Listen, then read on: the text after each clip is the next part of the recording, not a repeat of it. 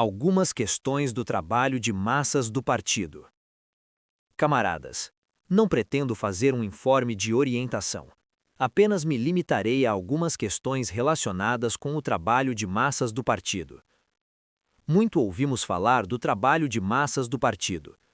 Todo o mundo fala disso, mas se nos aprofundarmos um pouco, veremos que são muitos os que carecem de uma ideia clara, definida e concreta desta questão. Nas complicadíssimas condições da guerra atual, sobretudo se levarmos em conta que milhares de pessoas novas foram conduzidas aos postos de direção das organizações do partido, das empresas e instituições, que essas pessoas se converteram em propagandistas e agitadores, ergue-se ante nós a tarefa de aproveitar com habilidade a riquíssima experiência de nosso partido quanto à maneira de organizar e realizar o trabalho político entre as massas. Que quer dizer trabalho de massas do partido? Que quer dizer ter contato com as massas? É a isto precisamente que atribuímos especial importância em nosso trabalho político. Devo dizer que o contato com as massas pode ser dos mais diversos tipos. Assim, por exemplo, pode consistir em ter um grande círculo de relações, em visitas recíprocas, e naturalmente, aproveitando a visita, pode-se conhecer algo do que ocorre na fábrica, entre os operários ou na administração. Também essa é uma forma de ligar-se às pessoas. Existe o compadrismo no trato com os operários. Suponhamos um organizador do partido ou do sindicato que anda pelas fábricas, dando palmadinhas nas costas dos operários e até chamando-os pelo nome, porém que, em compensação, não se ocupa do trabalho e não chama a atenção dos operários para os defeitos do mesmo. Às vezes ouvimos as pessoas dizerem, referindo-se a um desses secretários de comitê do partido ou a um desses organizadores do partido: "Esse é dos nossos, esse sim sabe estar junto às massas. É de ver-se como dá palmadinhas nas costas dos operários e até os chama pelo nome." Arrastar-se a reboque das massas também é uma forma de contato com as massas. Se alguém vem queixar-se disto ou daquilo, segue-se a corrente, acompanha-se a jeremiada, e quando esses alguém choraminga, faz-se coro. Sim, não há luz, faz frio, em realidade os produtos não são abundantes. No caso de ocorrer algum contratempo na fábrica ou na administração, faz-se coro com os descontentes. Maldito seja, que burocratas, em que bela encrenca nos meteram. E o pessoal dá ouvido a isso que, de modo geral, pode até agradar-lhes. Mas acaso nós, os bolcheviques, nos referimos a esse tipo de ligação com as massas? É claro que não. Seguir as massas para onde elas vão, arrastadas muitas vezes por elementos retrógrados, é uma linha menchevique. Nossa linha bolchevique consiste em conduzir as massas, não de modo tutelar, mas fazendo com que marchem atrás da vanguarda consciente. E que se deve fazer para conduzir as massas? Antes de responder a esta pergunta, farei outra. Quem pode conduzir as massas? Os comunistas são chamados a fazê-lo. O Partido Comunista é quem conduz as massas, e não o faz mal. Para demonstrá-lo, poderíamos citar uma infinidade de exemplos. A guerra é o primeiro deles. Apesar dos reveses sofridos nos primeiros meses da guerra, reveses provocados principalmente pela surpresa e o inesperado do ataque, podemos dizer com segurança que a confiança do povo em seu governo e, por conseguinte, no partido, não vacilou um só instante. Isto é um fato. Vós que estáis aqui reunidos são dirigentes do partido. Queirais ou não, em vossos locais de trabalho, sois os guias das massas. Não pode ser de outra maneira, pois que secretário de comitê do partido é esse que o povo não vê um dirigente político?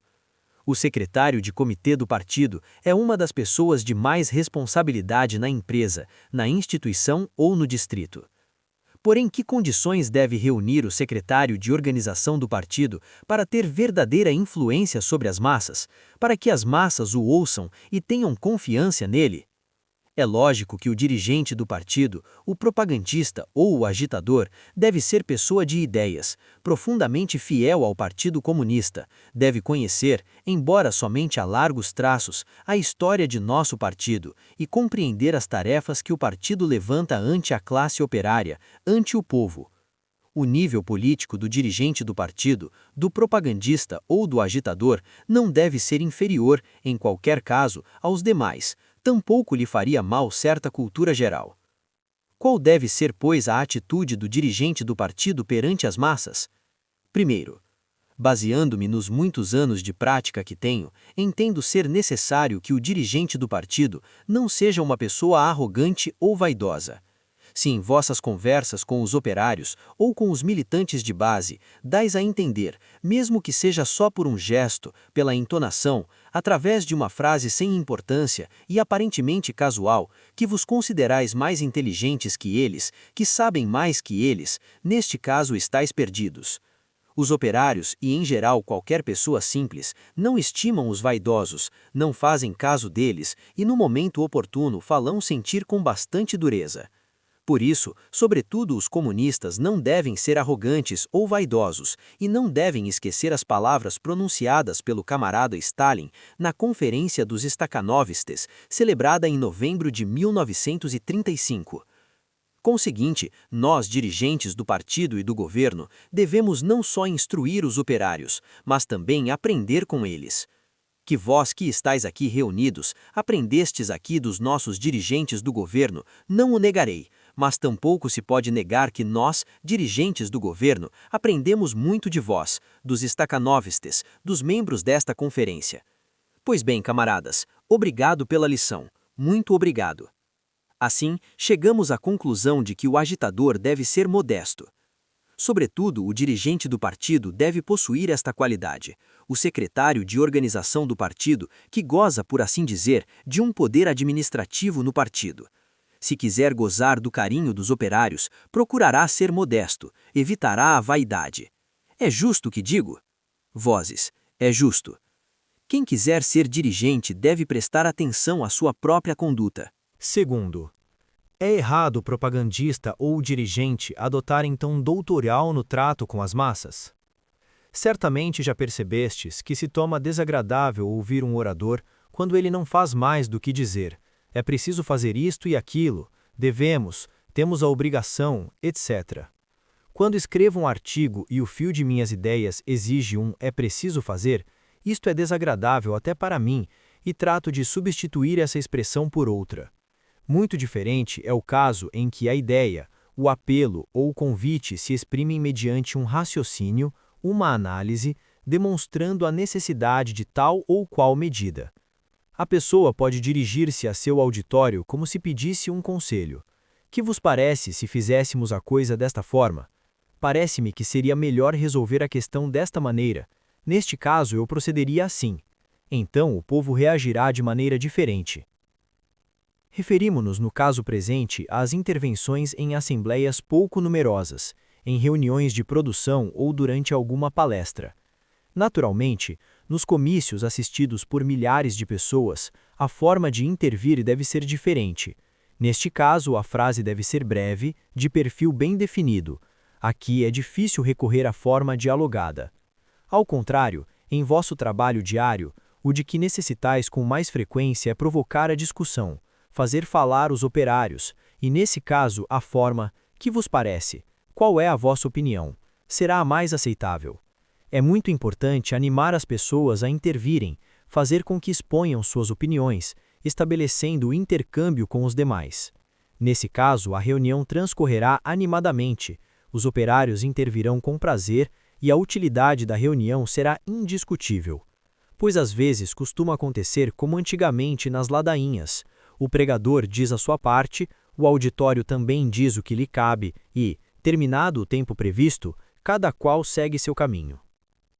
Não temais afastar-vos do plano de vossa intervenção ou palestra. Podeis estar falando da produção ou da guerra, mas se surge outra questão que provoca uma reação do auditório, não importa, não a deixeis de lado. Se conseguirdes despertar o interesse das pessoas e elas reagem ao que dizeis, todos prestarão atenção e então podereis expor as questões do esquema. E o mais importante é que não fujais nunca à discussão de questões espinhosas, como fazem com frequência alguns oradores. Em nenhum caso deveis recorrer a isso. Não tenteis esquivar-se à resposta, não esfumeis as perguntas que vos façam. Se não podeis responder imediatamente a uma pergunta, dizei abertamente: a pergunta é interessante e tem importância. Eu responderia com muito prazer, mas não estou preparado, Não meditei sobre ela. Não me considero em condições de poder respondê-la. Vou informar-me sobre a questão. Consultarei alguns camaradas e então responderei. Será que alguns dos presentes poderia esclarecer-nos esta questão? Isto já seria outra coisa, pois há entre nós quem goste de tangenciar as questões candentes ou explicá-las de tal forma que o auditório não compreende nada nem obtém uma resposta direta e verídica à sua pergunta. O dirigente do partido deve ser de uma honradez absoluta em seu trato com os demais. O secretário da organização do partido é o olho do partido. Não sei se percebeis completamente a questão. Por isso, qualquer simpatia ou antipatia de tipo pessoal deve ser posta à margem. Se por qualquer motivo não simpatizais com uma pessoa, deveis ocultá-lo tão profundamente que ninguém possa adivinhá-lo. As coisas irão mal se as pessoas perceberem que não sois imparciais no trato. Acontece às vezes que uma pessoa comum e vulgar fala pouco e se mantém afastada, mas trabalha bem. Ao contrário, outra trabalha mal, mas comparece com frequência ao comitê do partido, ao sindicato ou à organização do Consomol. É sempre visível e se projeta. Isso é mal. Se o secretário do comitê do partido quer gozar de prestígio, deve aparecer sem mácula aos olhos das massas. Isto não quer dizer que não possa ter mais amizade com determinadas pessoas. Claro que pode, mas em suas relações sociais deve tratar a todos com igual imparcialidade. Sua posição deve ser a seguinte: és meu amigo, está certo, mas se te descuidas do trabalho, se te fazes de desentendido, se te safas das tarefas da produção, exigirei de ti mais do que os outros e te calcarei a mão com mais força que aos demais. É assim que deve portar-se com as pessoas o secretário da organização do partido. Em todas as questões deveis adotar uma conduta que permita ao povo verificar vossa sinceridade e honradez. Nunca conseguireis ocultar às massas a hipocrisia, e por isso deveis fazer tudo o possível para evitá-la. Não conseguireis enganar as massas, e se o povo percebe que alguém age hipocritamente, nunca mais lhe dará crédito. Se conseguirmos desenvolver em nós estas qualidades, será mais fácil trabalhar. E agora apresentemos a questão de como deve ser abordado o trabalho de massas do partido, como deve ser realizado e como devem ser apresentadas às massas tais ou quais questões. É necessário apresentar as questões com espírito de partido. Tudo deve ser abordado com espírito de partido. Suponhamos que se está realizando a subscrição do empréstimo. É evidente que agora todos o subscreverão com 1 mês de salário. Se eu fosse agitador, diria abertamente aos operários: agora até as pessoas que não ganham um salário elevado subscreverão o empréstimo com 1 mês de salário. Sabeis qual a situação que atravessa nosso Estado. Temos um grande exército, despesas enormes, o Estado precisa de dinheiro e tem que tirá-lo de alguma parte. Ou vamos à inflação, ou temos que ajudar o Estado e proporcionar-lhe o dinheiro na forma de empréstimos. É só assim que se leva a guerra para adiante. A isto podem objetar: mas a vida é difícil. E eu responderia: é a guerra. Por isso a vida está difícil e por isso o pão está racionado. Se houvesse muito pão, muitos tecidos, muita roupa, calçados e demais mercadorias, não recorreríamos aos empréstimos, mas simplesmente abriríamos as lojas, encheríamos de mercadorias e o dinheiro afluiria às caixas. Mas é precisamente por isso que fazemos o empréstimo, porque falta dinheiro, porque faltam artigos de consumo, porque se fabricam armas e munições, porque as mercadorias se destinam às necessidades do exército e da guerra. Não é só em nosso país que escasseiam as mercadorias. Também há falta em outros países, sobretudo nos países fascistas ou nos que foram saqueados pelos fascistas alemães. Neste ponto é que se deve desenvolver a tese de que nós somos os menos culpados pelo que está acontecendo, pois fomos atacados. Deve-se fazer ver a natureza imperialista da guerra que a Alemanha hitlerista leva a cabo. Pode-se perguntar diretamente aos operários: que desejais? Que nos derrotem? Sei que tendes medo até de pronunciar esta palavra, pois esta pergunta eu a faria mais de uma vez aos que subscrevem mal o empréstimo. Que é que desejais? Que nos derrotem? Uma das duas: ou nos derrotam, ou apertamos o cinto. Tomai o exemplo dos leningradenses, que dificuldades estão atravessando e com que heroísmo se mantêm. Assim é que se deve levantar as questões diante dos operários. Isto significa apresentá-las com espírito de partido. Numa grande fábrica, ao falar perante os operários, eu apresentei o problema dessa forma, sem rodeios, e lhes disse que o Estado exige que consumamos menos e produzamos mais. Apresentei o problema diretamente e lhes expliquei que não se trata de querermos que os operários e empregados fiquem à meia ração, porém, de que agora temos menos mercadorias, as exigências da frente são grandes e o inimigo pressiona. Não temais apresentar as questões de modo cortante, desde que o façais com acerto e com espírito de partido. Se o pessoal da fábrica sabe que não costumais ser hipócritas, fugir dos problemas, nem envaidecer-vos, então vossas palavras chegarão à consciência de todos. Em caso contrário, não merecereis crédito e as pessoas dirão: já te conhecemos, para nós vens com conselhos, mas tu pensas outra coisa e tua conduta não corresponde às tuas palavras. Talvez não o digam abertamente, mas com toda a certeza o dirão em surdina. Qual é atualmente o objetivo da propaganda e da agitação do partido? Fazer com que as massas sintam a cada passo que o Partido Comunista não tem interesses próprios especiais, que o que defende são os interesses do proletariado, de todo o povo em seu conjunto. E estes são precisamente os momentos em que a preponderância dos interesses do todo sobre os interesses da parte se manifesta com uma clareza e um relevo extraordinários, e é compreendida por todos, inclusive pelas pessoas pouco cultas, até pelas crianças. Qualquer um compreende agora que os interesses do povo prevalecem sobre os interesses pessoais ou de grupo. Trava-se uma guerra cruel, os fascistas cometem ferocidades inauditas. Devemos dizê-lo e perguntar a cada um o que é que pensa, como quer participar na obra comum. Isto é o que exige de ti o todo, isto é o que exige o partido. Se derrotarmos o inimigo, terás de tudo, mas se não o derrotarmos, também tu sucumbirás. Mas só podemos derrotar o inimigo com a condição de que lancemos todos os nossos recursos na guerra, tanto os materiais quanto os humanos. Posso assegurar-vos que, falando assim, em qualquer assembleia, e expondo honradamente tudo isso, em qualquer caso 99, se não 100% dos assistentes se mostrarão de acordo com a necessidade de realizar todos os sacrifícios com o fim de derrotar o inimigo. Talvez algum tipinho se manifeste contra, ainda restam inimigos, mas serão indivíduos isolados, apóstatas, resíduos dos tempos passados. Devemos ensinar as pessoas a trabalhar com abnegação para o bem de todo o povo. Esta é, nos momentos atuais, a tarefa dos comunistas. Agora se manifesta um fenômeno muito importante. Está ingressando mais gente no partido do que nos tempos de paz. Na frente, mais do que na retaguarda. Nas regiões próximas à frente, mais do que nas distantes dela. Vozes. É isso mesmo. E por que acontece isto? Porque todos sentem a necessidade de fortalecer o partido. Todos veem que o partido é o guia, que só um partido poderoso e forte pode garantir a vitória do povo, e quando o soldado vê que se avizinha um combate duro, solicita seu ingresso no partido, pois quer ir ao combate como comunista. Essa é a grande força de nosso partido e do Estado soviético. As massas sabem perfeitamente que seu caminho é o caminho do partido. Na Alemanha fascista, existem organizações de massas. Hitler acorreou as massas, esmagou-as, humilhou-as. Ao contrário, nós educamos as massas, elevamos sua consciência. Aqui foi dito que os propagandistas e agitadores atendem os pedidos pessoais dos trabalhadores e os ajudam. Tal coisa não é má.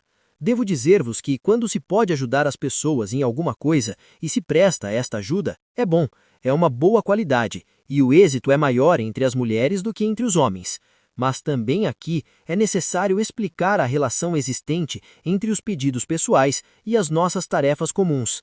Se alguém aparece pedindo algo, convém ajudar e ao mesmo tempo dizer-lhe: já vês que a organização da unidade do partido ou o sindicato te ajudam, fazem algo por ti. Mas queremos que agora, tu também, quando chegar tua vez, não fiques à margem, que junto com todos ajude a levar adiante a obra comum. Esta é a linha de conduta a que nos devemos ater, e que temos de pôr em prática em todo o nosso trabalho de massas. Falou-se aqui da leitura de jornais e disse que transcorre com certo aborrecimento. Devo reconhecer que, frequentemente, mais do que uma leitura, parece uma tutela exercida sobre os operários. Tenho a impressão que nem sempre é conveniente ou útil nomear leitores permanentes. Se eu fosse secretário da organização do partido, de uma fábrica, faria o seguinte: Na hora da refeição, aproximaria-me para perguntar aos operários se estavam dispostos a ouvir a leitura dos jornais. Naturalmente, haverá quem manifeste tal desejo. Então, eu perguntaria: quem quer ver? Em nossas fábricas, são muitos os que sabem ler um jornal, e sem dúvida apareceria um voluntário. Apesar disso, eu mandaria a esse grupo um operário experiente, culto, para provocar a conversa e ajudar a esclarecer o que foi lido. Assim, a leitura se tornará mais natural e será mais fácil perceber quais as questões que mais interessam aos operários. É claro que a pessoa enviada deve ser culta e ter tato. Asseguro-vos que, com esse método, as leituras se tornarão mais animadas e terão aceitação. Há cerca de 40 anos, eu também fui leitor de jornal. Umas 15 pessoas frequentavam meu círculo ilegal. Se eu me tivesse limitado a ler, aquilo não teria marcado. Somente a leitura nos tomava uns 15 ou 20 minutos. Depois vinha a discussão. Eu perguntava-lhes: como é? Entenderam este ou aquele artigo? Não, não entendemos. Bom, então vamos esclarecê-lo. Começava a palestra, que durava 1 hora e meia e às vezes mais. Enquanto eu estava lendo, os ouvintes não dormiam, pois sabiam que depois da leitura começaria a discussão. Como vedes, camaradas, ser agitador não é coisa tão simples. A leitura do jornal é quase um trabalho de propaganda, sendo preciso organizá-la com habilidade, pensando bem. Se o encarregado da leitura e de conduzir a discussão não sabe despertar o interesse dos ouvintes, se estes percebem que vem preparado de antemão, não é possível que a discussão saia bem. Os que assistirem a uma leitura desse tipo a aceitarão como exercício escolar, como algo parecido com o antigo catecismo. Em cada artigo de jornal é possível encontrar algo que possa servir de pretexto para entabular uma conversação sobre questões políticas gerais. Acho melhor ser a leitura feita por algum dos operários, e melhor ainda que leiam por turno, ao passo que as pessoas enviadas para assistir à leitura nos grupos devem ajudá-los na discussão e no esclarecimento do que não for compreendido. Ouvindo-se os camaradas que aqui intervieram, não se notou que mostrassem a iniciativa e levantassem as questões da produção. Talvez se tenham contido, é possível. Quais são, pois, as tarefas da produção que se nos apresentam além das tarefas gerais que já conheceis? Eu levantaria, por exemplo, como uma das tarefas importantes a de recolher a sucata. Não nas fábricas nem casas, pois somente em estilhaços de metralha, digamos por exemplo quanto metal não andará atirado pelos campos da região de Moscou. Por que não propormos ao cônsul de Moscou a tarefa de recolher esta sucata? Nos campos e bosques da região acham-se aviões destruídos e muito metal atirado. Creio que se pode recolher facilmente, na pior das hipóteses, umas 10.000 toneladas, e isso seria de grande utilidade. Naturalmente, para tanto, é preciso realizar a correspondente agitação, explicar aos jovens a falta que o metal faz ao país e instruí-los sobre a maneira de recolher e entregar a sucata. Na realidade, não acredito que faça falta uma grande agitação, pois a coisa está bem clara. É preciso apenas saber organizar a colheita na prática. Também quisera deter-me na questão das hortas. Entre os camaradas que aqui intervieram, nenhum tocou nesta questão. E não obstante, é uma questão de muita importância. O agitador não só deve realizar uma campanha em favor das hortas, mas também ajudar a organizá-las, velar para que não se envie inutilmente as pessoas às hortas coletivas, para que cada jornada de trabalho seja aproveitada integralmente e seja produtiva. A organização do partido e dos sindicatos e a direção das empresas devem realizar um grande trabalho de organização neste sentido. Em nossa reunião, estranhei muito a seguinte circunstância. Os jornais falam todos os dias do movimento estacanovista, e aqui, onde se reuniram os secretários das organizações do partido, onde alguns quase fizeram um balanço de sua atividade, aqui ninguém se lembrou do movimento estacanovista, ele foi esquecido, pois a mim me parece que o esquecimento não foi casual. Os jornais nem sempre focalizam o movimento estacanovista como é devido, somente destacam os que alcançam 1.000 ou 2.000% da norma. Mas, acaso temos muitos desses? Eis aí a razão pela qual não se falou no movimento estacanovista. Certamente, nos vossos jornais morais, também existe a preferência de não falar mais do que nos Tisiatnik. Esta questão pode ser focalizada sob 2 aspectos diferentes. Também podemos dizer: será que em vossa fábrica o diretor, o engenheiro-chefe e a administração não entendem de nada, já que durante muito tempo os operários vêm trabalhando de acordo com uma norma tal que uma pessoa razoável e honesta pôde superá-la em 1000%? Pelo que se vê, até agora se trabalhava muito mal ou não se fazia nada, pois se um operário da fábrica sem nenhuma adaptação ou inovação supera a norma em 1000%, o diretor e o engenheiro-chefe dessa empresa devem ser enviados aos tribunais, porque em sua fábrica se dilapidam os recursos do Estado. Eu mesmo trabalhei uns 25 ou 27 anos como torneiro numa fábrica. Vós também vindes da fábrica e compreendeis o que é um Tissiatnik. Somente pode ser um verdadeiro Tissiatnik quem introduz algum aperfeiçoamento,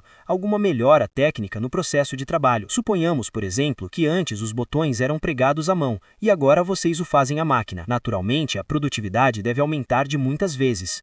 Ou então que se introduza no processo de trabalho alguma racionalização que eleve rapidamente a produtividade. Nem se pode conceber o movimento stakhanovista sem uma racionalização do processo de trabalho. E é precisamente disto que não se fala.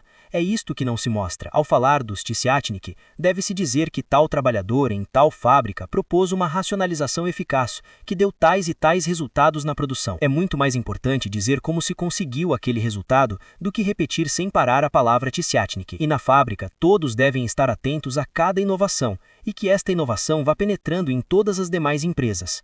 E se o autor da proposta de racionalização é um ajustor, um torneiro ou qualquer outro operário, devemos fazer a pergunta: que ajuda lhe prestaram os engenheiros da fábrica e os construtores? Tudo isto demonstra como estamos atrasados na maneira de apresentar questões tão importantes como a propaganda da racionalização, a introdução de inovações e o desenvolvimento da emulação. Se os artigos sobre os Tissiatnik fossem escritos deste ponto de vista, prestaríamos uma grande ajuda à racionalização. Qual é a raiz deste mal?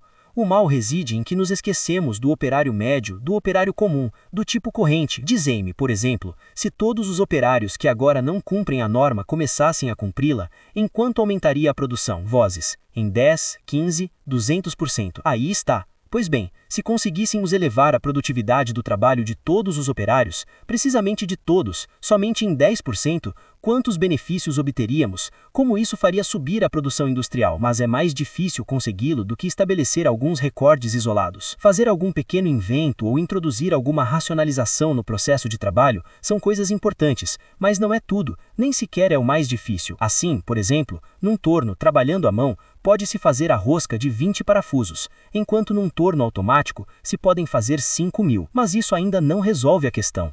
O movimento stakhanovista pressupõe um melhoramento dos métodos de trabalho. Significa facilitar o trabalho introduzindo diversos aperfeiçoamentos. Este espírito inovador não pode estender-se muito entre o pessoal, pois isso depende muito de cada um, de suas capacidades individuais, de sua capacidade de inventor. Mas este espírito deve ser estimulado, desenvolvido, o que deve ser feito sobretudo pelos engenheiros de fábrica e os construtores, pois esta é sua obrigação. Mas nem por isso o movimento stakhanovista deve eclipsar nem rebaixar o papel da emulação socialista entre os operários comuns e de tipo corrente, que pode ser de grande utilidade. Os operários médios, os operários comuns e correntes, são os que decidem do êxito da produção. E vós, camaradas, dilo-ei com toda a franqueza, tendes uma atitude negligente para com os operários comuns e correntes. Deveis recordar com mais frequência que a elevação de 10% na produtividade do trabalho do operário médio é uma grande coisa, e em torno disso é preciso realizar uma propaganda diária. É preciso fazer com que os engenheiros, sobretudo os engenheiros membros do partido, e não temos poucos deles em cidades tão grandes como Moscou, prestem atenção a este problema. O movimento stakhanovista deve ser apresentado na imprensa tal como deve ser. Os avanços em matéria de racionalização devem ser divulgados, devem ser dados a conhecer e, sobretudo, devem ser introduzidos na produção. Mas isso não deve ocultar aos nossos olhos a importância de conseguir avanços entre os operários médios. O operário médio aumenta a produtividade do seu trabalho sem introduzir modificações no processo técnico, mas aumentando a intensidade e a rapidez de seu trabalho, adquirindo maior habilidade. Conviria reunir esses operários, particularmente os de idade madura, os que estão há muitos anos na produção, e com eles examinar a fundo o problema do aumento da produção de artigos. Isso repercutiria consideravelmente no balanço geral do trabalho da fábrica e os resultados seriam grandes.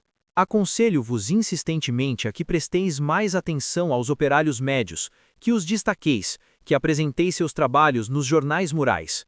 Suponhamos que durante 2 anos, um operário vinha cumprindo a norma somente em 80% ou 90%, mas na guerra começou a cumpri-la em 100%, 105%. É preciso destacá-lo, expor seu trabalho. Por que devemos fazê-lo? Pois é porque esses operários são milhares, e o que fizerdes terá o efeito de exaltar o operário médio que cresce, o operário comum e corrente que ultrapassa regularmente a norma em 3 ou 5%. Deveis escrever um pequeno artigo sobre ele no jornal, publicar seu retrato, e então o operário que trabalha na máquina ao lado pensará: e eu, por acaso, sou inferior? Tanto quanto ele, também posso ultrapassar a norma em 3 ou 5%, e meu retrato sairá igualmente no jornal. É assim que cresce a emulação no seio da massa de operários, porque sua base é acessível a todos eles. Essa será realmente uma grande ajuda à produção. A isto se dá comumente o nome de movimento stakhnovista, mas no fundo trata-se de uma verdadeira emulação socialista, de um trabalho de choque ao qual não podemos renunciar de maneira nenhuma. Unicamente, é preciso saber aproveitá-lo, e meu mais fervente desejo é que o aproveiteis e desenvolvais. É preciso considerar o assunto de maneira realista. Não necessitamos do alvoroço para nada, o que necessitamos é de uma utilidade real, e isto quer dizer elevar a norma média de produção. Aqui foi levantada a questão do trabalho entre os novos operários. Trata-se de um trabalho muito importante e muito difícil. Em que consiste sua dificuldade? Em primeiro lugar, quando um operário novo, e agora trabalham na produção sobretudo mulheres, chega pela primeira vez à fábrica, a princípio sente-se aturdido, até algo atemorizado com o incomum do ambiente fabril. E somente depois de trabalhar uns 6 meses na fábrica, começa a tomar-lhe carinho. Eu o sei por experiência própria. Na fábrica reina a disciplina, mas nosso pessoal, e sobretudo os jovens, está acostumado a fazer o que bem entende. É preciso prestar aos operários recém-chegados uma ajuda que lhes permita incorporar-se à produção, acostumar-se à disciplina da fábrica, à ordem, e por outro lado, lhes deve ser explicado, de modo a compreenderem que mesmo que no princípio lhes pareça duro, depois se afeiçoarão à fábrica, e não haverá quem os separe dela. Deve ser feito tudo o necessário para que os novos operários se afeiçoem ao seu trabalho, dominem rapidamente a especialidade e elevem a própria qualificação. Por isso, me parece que devem ser tomadas como tarefas de enorme significação a prestação de ajuda técnica aos novos operários e concentrar a atenção das organizações sindicais e do partido no problema de atrair e incorporar os novos operários à vida cotidiana da coletividade. Tem muita importância o conhecer as pessoas, saber qual é o contingente de operários que chegou à fábrica e organizar o trabalho em consonância com isso. Agora dispomos de um argumento de excepcional força persuasiva: a guerra. Devemos explicar à juventude que chega à fábrica que não vai para lá a fim de brincar ou divertir-se, porém que chegou a uma frente das mais combativas, equivalente quase a uma frente de guerra. Este é um de nossos argumentos de maior valor. Não só o Comusol, mas também as organizações do partido devem trabalhar com os novos contingentes de jovens operários que chegam às empresas. Nas difíceis condições atuais, muitas coisas hão de depender dos novos quadros operários, das mulheres e dos jovens. É preciso inculcar a disciplina aos novos operários, fazer com que tomem consciência dos interesses comuns do proletariado. O partido deve realizar entre eles um trabalho diário e cábio, mas não se deve atuar unicamente por meio de sermões, mas interessando os próprios operários e atraindo-os ao trabalho social. Isto é tudo o que queria dizer-vos. Permitam-me fazer votos de que nossa palestra seja pelo menos de alguma utilidade em vosso trabalho. Aplausos.